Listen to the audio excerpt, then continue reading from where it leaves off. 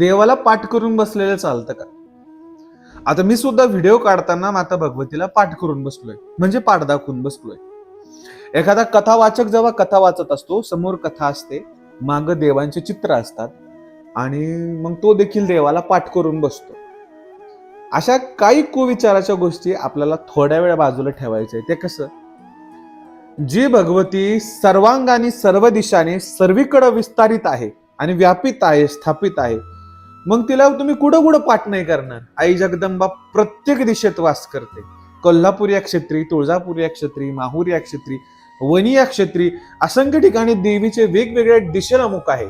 अहिल्यानगर, काळामाता, तुळजाभवानी या क्षेत्रावरती माता जगदंबा पश्चिम मुखाकडे म्हणजे पश्चिम दिशेकडे तोंड करून, मुख करून बसलेली आहे, गादीवर स्थापित आहे.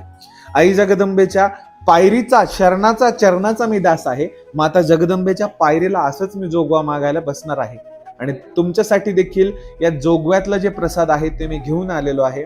म्हणून काही गोष्टींचा खूप विचार त्यागता माता भगवतीची सेवा कशी होईल हे आपण पाहायचं आहे.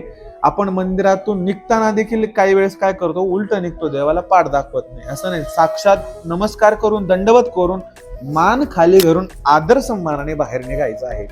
आणि पाठ दाखवायचा विषय राहिला तर भगवती सर्व दिशेमध्ये व्यापित आहे. सर्वांगी मातेला डोळा आहे आणि सर्व जागेमध्ये माता जगदंबा वास करते. देवीला त्रिवार मुजरा करायचा आहे, दंडवत घ्यायचंय आणि मग तिथनं प्रस्थान करायचं. अशा पद्धतीने आपल्याला देवळात देखील दर्शन घ्यायचे. ओम काली, जय भवानी.